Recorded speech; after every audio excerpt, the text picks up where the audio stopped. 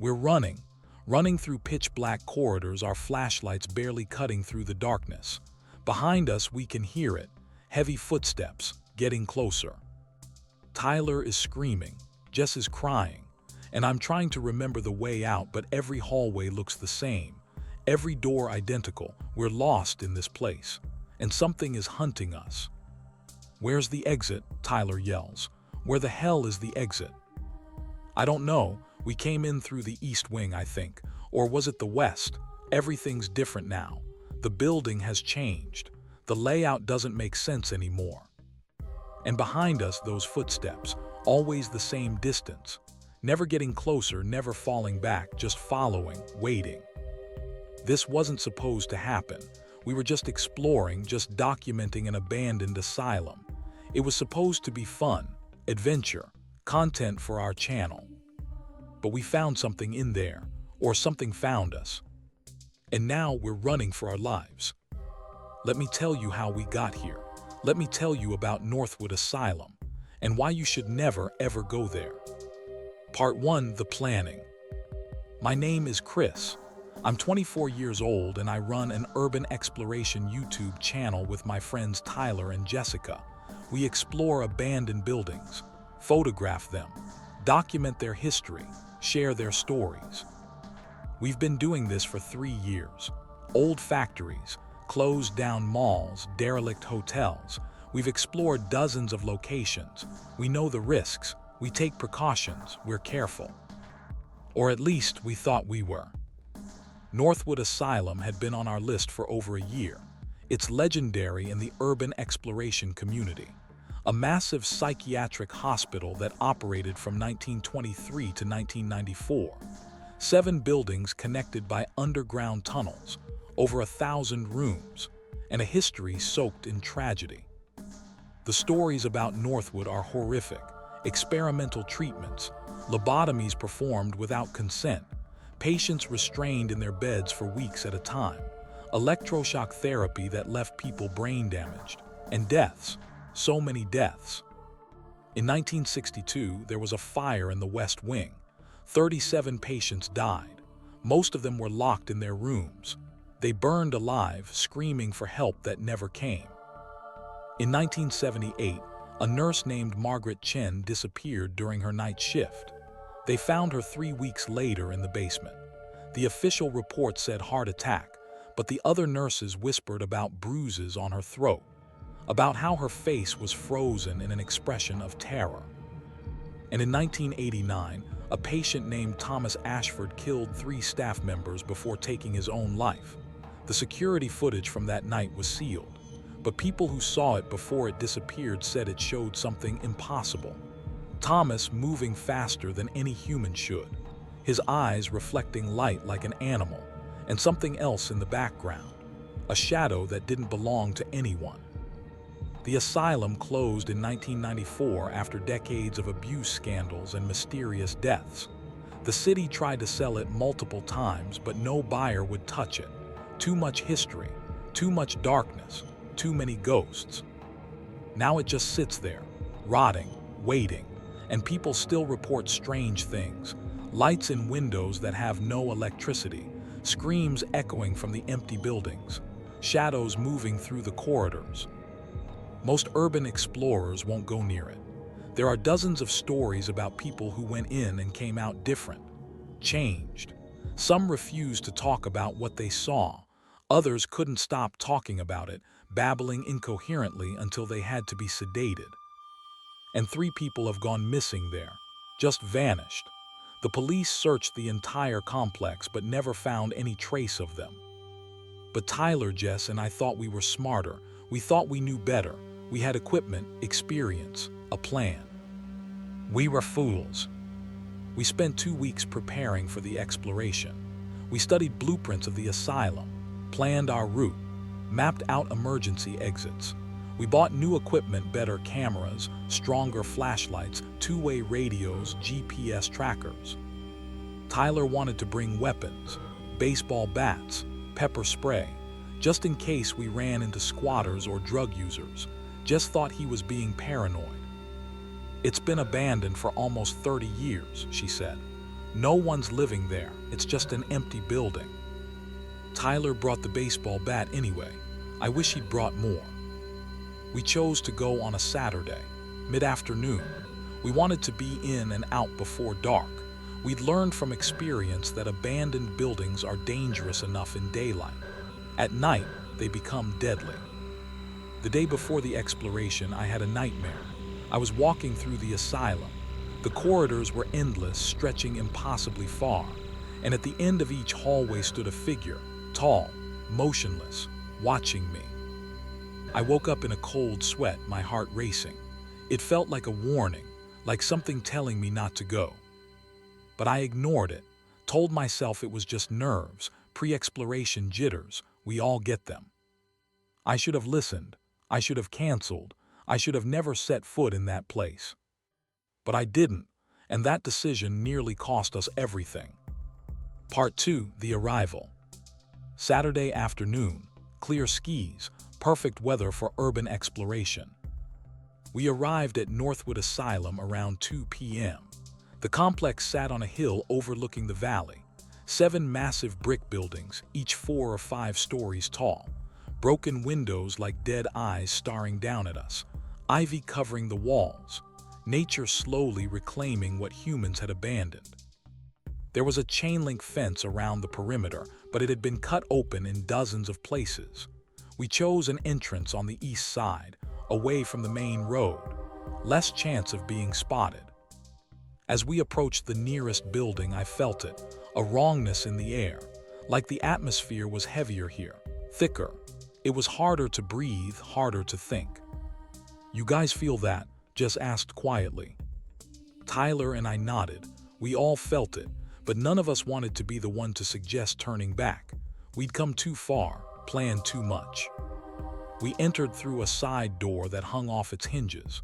The moment we stepped inside, the temperature dropped at least 10 degrees. Our breath misted in the air. "It's cold," Jess said, rubbing her arms. "Why is it so cold?" "Old building," Tyler said. "No insulation, it's always colder inside."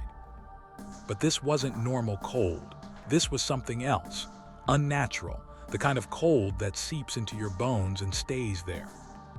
We found ourselves in a long corridor, doors on both sides, peeling paint, water-stained ceiling tiles, debris everywhere. But despite 30 years of abandonment, everything was eerily well preserved, like time had stopped the day the asylum closed.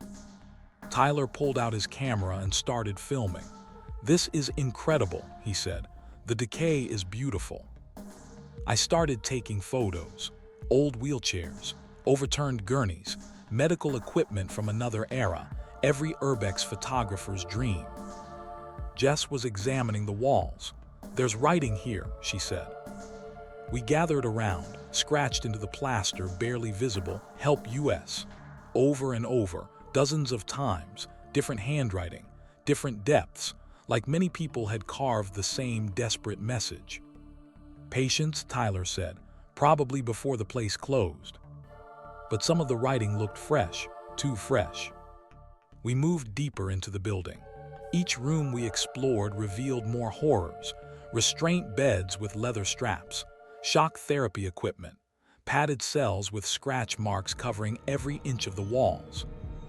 In one room, we found patient records, yellowed papers detailing treatments that would be considered torture today, lobotomies performed on teenagers, electroshock therapy administered daily for weeks, isolation chambers where patients were left in complete darkness for months.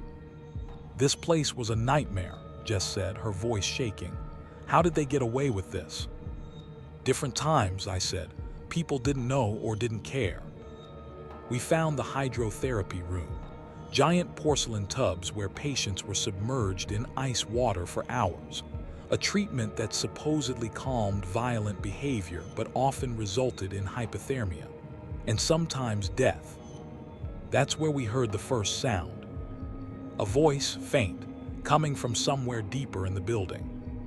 "Help me." We all froze.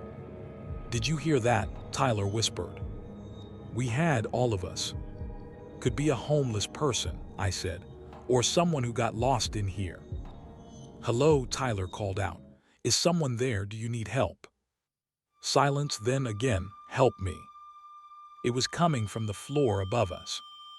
We found a stairwell and climbed to the second floor. The voice continued, always distant, always the same two words: "Help me."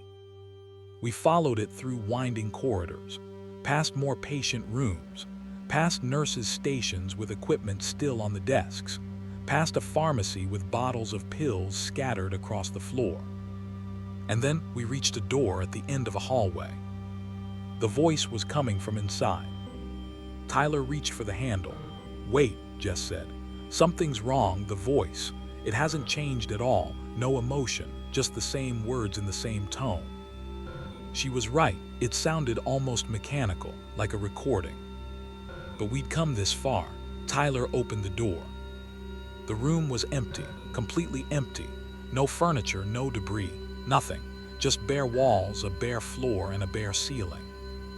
And the voice had stopped. "There's no one here," I said. "But we heard it," Tyler said. "It was definitely coming from this room." That's when we noticed the walls. Every single inch was covered in writing, scratched into the plaster, thousands upon thousands of words, all the same. "Help me, help me, help me, help me." Floor to ceiling, wall to wall. The same desperate plea carved over and over until the walls were more scratch marks than plaster. "We need to leave," Jess said, "right now." I nodded. This wasn't normal. This wasn't just an abandoned building. But when we turned to leave, the door was closed, and it wouldn't open. Part 3, Trapped. Tyler pulled on the door, pushed it, rammed it with his shoulder. It wouldn't budge. "It's stuck," he said. "The wood must have swollen." But we all knew that wasn't it. The door had opened easily just moments before, and now it was sealed shut, as if it had been locked from the outside. "Use the bat," I said. Tyler swung the baseball bat at the door. Once, twice, 3 times. The door didn't even crack. It was like hitting concrete. "Okay," Jess said, trying to stay calm. "There has to be another way out, a window or something." We searched the room. There were no windows, no vents, no other doors, just the one door we'd come through, and it was sealed tight. I pulled out my phone to call for help. No signal, which didn't make sense. We'd had full bars when we entered the building. Tyler tried the two-way radios. Static, just dead static. "The GPS tracker," I said. "We left coordinates with my girlfriend. If we don't check in by 6 p.m., she'll send help." I checked my watch, 3:15 p.m. We had almost 3 hours. "We'll be fine," I said, trying to convince myself as much as them. "We just need to wait." But the room was getting colder. We could see our breath now, thick white clouds in the beam of our flashlights. And then the scratching started. From inside the walls, all around us, like dozens of fingernails clawing at the plaster, desperate, frantic. "What is that?" Jess whispered, her voice trembling. "Rats," Tyler said. "Just rats in the walls." But it didn't sound like rats. It sounded like people, like hands clawing to get out. The scratching grew louder, more intense, and now we could hear voices mixed with it. Whispers, dozens of them, overlapping, saying things we couldn't quite make out. Jess covered her ears. "Make it stop, please make it stop." Tyler and I tried the door again, both of us together, throwing our full weight against it. It didn't move. And then the lights went on. Overhead fluorescent lights, flickering, buzzing, casting a harsh, sickly glow over the room. "That's impossible," I said. "There's no power here. The electricity was cut decades ago." But there they were. Lights that shouldn't work, in a building that shouldn't have power, illuminating a room that shouldn't exist. In the harsh light, we could see the scratches on the walls more clearly, and we realized they weren't just words. They were names, hundreds of names, carved into the plaster. Patient names, maybe, or victims, people who had died in this room, people who were still here, trapped just like us. Tyler was filming everything. Even in his terror, the documentarian in him couldn't stop recording. "This is insane," he muttered. "This is absolutely insane." That's when we saw it, in the corner of the room, a shadow, darker than the shadows cast by the flickering lights, and it was moving. Not drifting, not swaying, moving with purpose, separating from the wall, taking form. It was tall, too tall, at least 7 feet, and thin, impossibly thin, like a person stretched vertically until they were more limb than body. It had no face, just smooth darkness where a face should be, but I could feel it looking at us, studying us. Jess screamed. The shadow moved toward the sound, fast, too fast. Tyler swung the bat at it. The bat passed right through the shadow like it was made of smoke, but we all felt something, a cold so intense it burned, a wrongness that made our skin crawl. And then it spoke, not with a mouth, it had no mouth. The voice came from everywhere and nowhere, from inside our heads. "Stay." One word, but the weight of it was crushing, like a command we couldn't refuse, like chains wrapping around us. Stay with us, stay forever, like the others. The lights went out, complete darkness. We fumbled for our flashlights, hands shaking. When the beams cut through the darkness, the shadow was gone, but the temperature had dropped even further, so cold that our fingers were going numb, so cold that it hurt to breathe. And the door swung open. Just like that, no resistance, like it had never been stuck at all. We didn't hesitate. We ran, out of the room, down the hallway, looking for the stairs, looking for any way out of this building. But the building had changed. The layout was different. Corridors that should have led to the stairwell now ended in walls. Doors we'd come through were gone. The asylum was rearranging itself around us. "This way," Tyler shouted, pointing to a hallway that looked familiar. We ran, and behind us we heard footsteps, heavy, deliberate following. That's when we realized the asylum didn't want us to leave. It wanted us to stay, forever. Part 4, The Hunt. We ran through corridor after corridor. Every turn looked the same, every hallway identical. We were lost in a maze that kept changing. Tyler's camera was still recording. Later, when we watched the footage, we saw things we hadn't noticed in the moment. Shadows in doorways, faces in windows, figures standing at the end of hallways, watching us run past. But in the moment, all we knew was terror, pure primal terror. We found ourselves in what looked like the main ward. Rows of beds, rusted and decrepit, charts still hanging on the walls, the ghost of what this place once was. "The windows," Jess said. "We can break a window and climb out." We ran to the nearest window. Tyler swung the bat. The glass didn't break, it didn't even crack. The bat bounced off like he'd hit solid steel. He tried again, and again, nothing. The glass was impossible to break. Through the window, we could see outside, the parking lot where we'd left our car. Freedom, so close but impossibly far away. And then we saw them, in the reflection of the window, behind us. Figures, dozens of them, standing between the beds, all facing us. Some were solid, almost real. Others were translucent, like images projected onto smoke. They were wearing hospital gowns, patients. Some had bandages wrapped around their heads from lobotomies. Others had burn scars covering their faces. Many were missing limbs or had twisted, broken bodies. And they were all staring at us with dead, hollow eyes. We turned around slowly. They were there, real, solid, filling the ward. One of them stepped forward. A woman, young, maybe 20, with kind eyes despite the circumstances of her death. When she spoke, her voice was soft, sad. "You shouldn't have come here. He doesn't let anyone leave." "Who?" I asked. "Who doesn't let anyone leave?" "The director, Dr. Blackwood. He ran this place. He enjoyed the suffering, encouraged it. And when the asylum closed, he couldn't bear to leave, so he stayed. And now he keeps us all here. Forever." "We just want to leave," Jess said. "Please, we didn't mean to intrude." The woman looked sad. "It's too late. You're here now, he's seen you. He won't let you go, not until you become like us. There has to be a way out, Tyler said. You said people have gone missing here. They got out somehow. The woman shook her head. They didn't get out. They're here, in the basement, where he keeps his special patients, the ones he's not ready to let die. A sound echoed through the ward, heavy footsteps, getting closer, and with them a feeling of overwhelming dread, like death itself was approaching. He's coming, the woman whispered.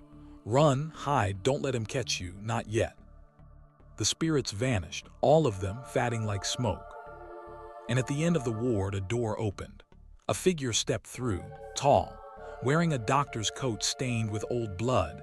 His face was wrong, distorted, like a photograph that had been stretched and warped. Dr. Blackwood. He smiled, and his smile was the most terrifying thing I've ever seen. Too wide, too many teeth. New patients, he said. His voice was smooth, cultured, the voice of a man who was used to being obeyed. How wonderful, it's been so long since we've had visitors. You'll love it here. Everyone stays. Everyone becomes part of our family. He started walking toward us, slowly, savoring our fear. We ran through a different door, down a different corridor. We could hear him behind us, always the same distance away, like he was herding us, leading us somewhere. We passed through room after room, each one worse than the last. Operating theaters with rusted instruments still laid out on trays. Isolation chambers with scratch marks covering every surface. A morgue with ancient gurneys still bearing the shapes of bodies long gone. And everywhere we saw them, the spirits, watching, waiting. Some reached out to us as we passed. Their touch was ice cold and filled with desperate longing. We found a stairwell going down. Tyler hesitated. The basement, that's where he keeps the special patients. We don't have a choice, I said. Behind us, Dr. Blackwood's footsteps were getting closer. We descended into darkness. Our flashlights barely penetrated the shadows. The air was thick, stagnant, smelling of decay and despair. The basement was a labyrinth, narrow passages, low ceilings, pipes dripping with condensation, and cells, dozens of cells with reinforced doors. Some of the doors had small windows. We looked through them, empty cells, or so we thought. But then we heard it, breathing from inside the cells, and movement, slow, shuffling. Don't look, Tyler whispered. Just keep moving. But I couldn't help it. I looked through one window.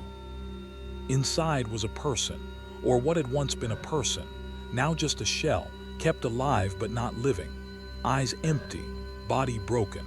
A victim who had been trapped here for decades, suffering for decades, unable to die. I stumbled back, bile rising in my throat. Come on, Jess grabbed my arm. We have to keep moving. We ran through the basement corridors, and behind us Dr. Blackwood's voice echoed. You can't hide from me. This is my domain. I know every room, every passage, every hiding place. You will be mine just like all the others. We turned a corner and found ourselves in a large room. The boiler room, maybe, or a utility area, but it was a dead end. No other exits. No, no, no, Tyler said, looking around frantically. There has to be a way out. Footsteps behind us, getting closer. We had nowhere to run. And then Jess saw it. A vent large enough for a person, high up on the wall. We scrambled up. Tyler gave Jess a boost. She pulled herself into the vent, then reached down for me. I climbed up, then both of us pulled Tyler. Just as Dr. Blackwood entered the room, he looked around, smiled, and looked directly at the vent where we were hiding. Clever, he said, but it won't save you. This asylum has been my home for over 30 years. I know every vent, every tunnel, every crawl space. You're only delaying the inevitable. We crawled through the vent as fast as we could. Behind us, we could hear him, in the vents, crawling, moving faster than any human should be able to in such a confined space. The vent opened into another room. We dropped down and found ourselves face to face with the woman who had spoken to us before, and a dozen other spirits. "We can help you," she said, "but you have to trust us, and you have to do exactly what we say." Part 5: The Escape. "There's a way out," the woman said. "The tunnels. They connect all the buildings. Most of them have collapsed, but there's one that still leads to the outside, if you can reach it before he catches you." "Why are you helping us?" I asked. "Because you're still alive, still have a chance. We didn't, but maybe if you escape, you can tell people what happened here. Maybe someone will come. Maybe someone will finally put us to rest." The spirits led us through the basement. They moved ahead, checking passages, warning us when Dr. Blackwood was near. They were helping us evade him, giving us a chance. We reached a section of the basement I don't think we would have found on our own. A hidden door. Beyond it, a tunnel entrance. "Follow this tunnel," the woman said. "Don't deviate, don't stop, and don't look back. He'll try to trick you, make you doubt, make you turn around, but you have to keep going." "Thank you," Jess said, "for helping us." The woman smiled sadly. "Remember us, tell people what happened here, don't let us be forgotten." We entered the tunnel. It was narrow, claustrophobic. Water dripped from the ceiling.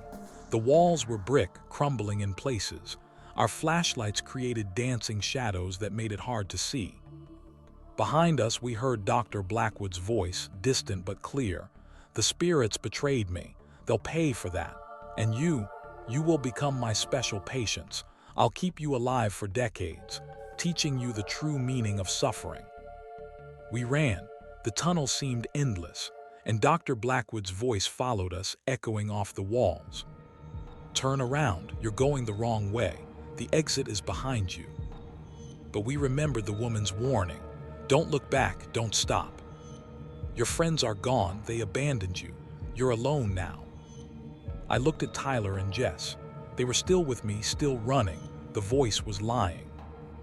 "You'll never make it. The tunnel is collapsing. Can't you hear it? You're going to be buried alive." And we did hear something. A rumbling, dust falling from the ceiling. But we couldn't tell if it was real or another trick. We kept running. And then we saw it. Light, real light, daylight, at the end of the tunnel. "Don't trust it," Dr. Blackwood's voice screamed. "It's an illusion, a trap." But we could feel it. Fresh air, the temperature changing, this was real. We sprinted toward the light. Behind us, footsteps. Dr. Blackwood was chasing us now, no longer playing, no longer savoring, desperate to stop us. "Stop, you belong to me." We burst out of the tunnel into blinding sunlight. We were outside, on the far side of the Asylum complex, away from the main buildings. We didn't stop running. We ran through overgrown grass, through old parking lots, around abandoned outbuildings, running until we reached the fence, until we found one of the cut sections. We squeezed through and kept running, to our car. Tyler fumbled with the keys, his hands shaking so badly he almost dropped them. The engine started. We peeled out of the parking lot, tires squealing. As we drove away, I looked back at the asylum. Standing in one of the top floor windows was a figure, Dr. Blackwood, watching us leave.